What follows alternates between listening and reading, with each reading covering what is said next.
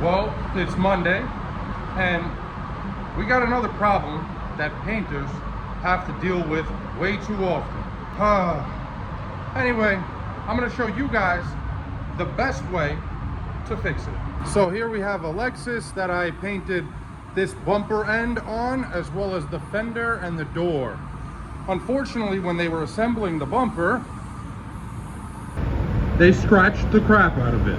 It's a tough, grill to install.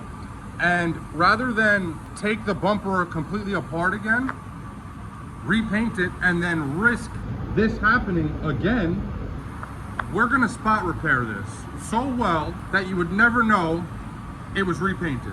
Now, our first order of business when handling something like this is to repair the scratches. So to do that, obviously we have to sand. We only want to sand where we have to. So what I'll do is I'm going to tape up at this body line. I'm going to sand this down, and then I'm going to tape it up for paint, and I'll show you guys how I do that. All right, so the first thing I did was went ahead and masked off the rest of the bumper at the body line. Now I have some 600 grit, and I'll just lightly sand these scratches to open them up and smooth them out. They weren't very deep, but the paint was still fresh, obviously, when they installed the grill. We're not gonna go crazy, just enough to open up those scratches so when we lay paint, we have a smooth finish. Okay, that's it. Here, I may or may not put a little touch-up paint, probably not, because it's on the edge, but now I'm gonna mask it up for paint. What I did was I took our tape and I set it about I guess a 1/16 of an inch behind the body line. The reason being is we're gonna put foam right on that body line.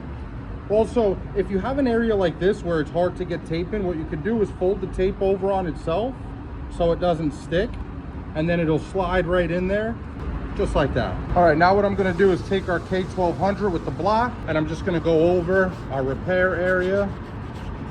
I'm doing it with the block. This way I can sand it, and I don't have to worry about any scratches getting beyond my body line. If you do this by hand, you're probably gonna wanna do this when you tape it off the first time to repair this.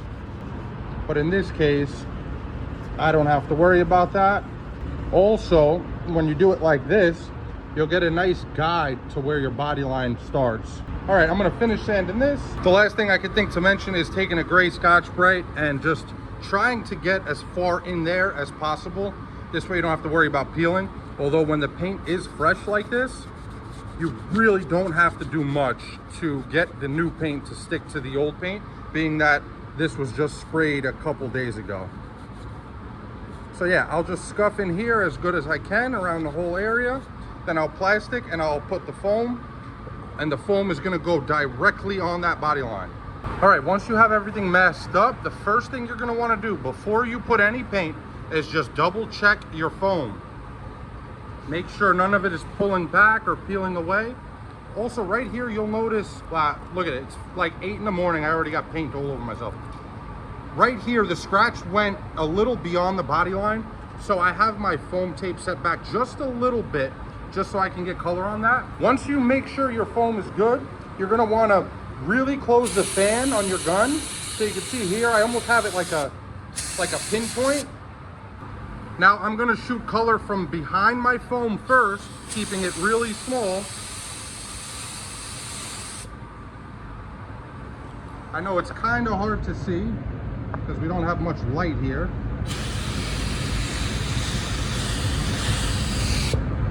But we have coverage now.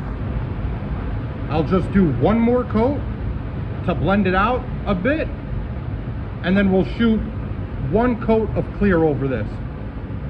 You see here, our foam is starting to pull back a little. That's exactly what I mean. You want to check that before you start spraying. I did go a little too wet over that, I will admit. When you're spraying over fresh clear, you don't really want to go that wet, because that's a great way to get a reaction. I'm going to try to help that dry as quickly as I can. Hopefully we didn't get ourselves into any trouble here going that wet. Now once you have coverage, what you can do is open up your fan So I'm gonna turn my fan back here a little, check it. We're opened up.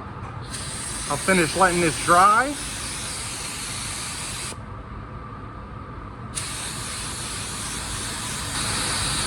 Now once that's dry, I'll just shoot one coat with the fan open, just like this, straight at that foam tape. And that's it. I'll let that dry, I'll check for coverage, and then I'll shoot a coat of clear. Now I'm sure some of you guys are asking yourselves right now, did he say one coat of clear? Yes, I did, because number one, that car's got to get out of here. That car was supposed to be gone first thing this morning, and we had to push the customer back till about lunchtime. The second reason is because there's still my 2 layers of clear on there. We didn't blow through the clear when we were repairing that. Of course, where the scratch is, there's no clear because it went all the way through to the color, but it's such a small area, it's not going to make a big deal. And by only applying one coat of clear, that thing's going to cure a lot faster. We're going to be able to wash it and call the customer to come pick it up. Not to mention, since we're doing a blend right on that body line edge, the less material, the better. The less noticeable that edge is going to be when you put less material. Okay, we're ready for our clear. But again, before you apply any paint, you want to just double check that foam tape. Make sure it's not pulling back on you, because you don't want to get any paint beyond that edge. Once you check that and you make sure you're good, you just go apply your normal coat of clear.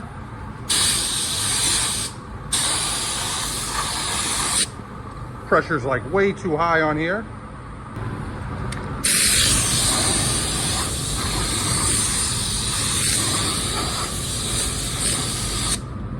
And I'm shooting it up right against that foam edge since we're only putting one coat. Everything looks good. We'll let it flash off. I'm gonna bake it and then I'll show you guys how this came out. This should really save you guys a lot of time when you have to deal with unfortunate mistakes like this.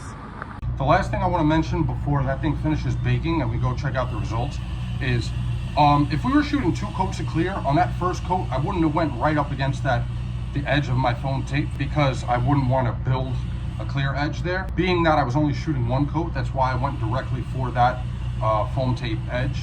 All right, this thing's finished baking. Let's see how it came out.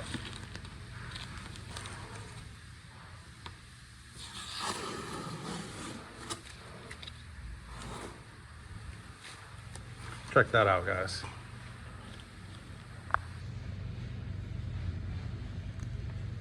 No sign of an edge anywhere there. And the repair, obviously you can see, came out beautiful.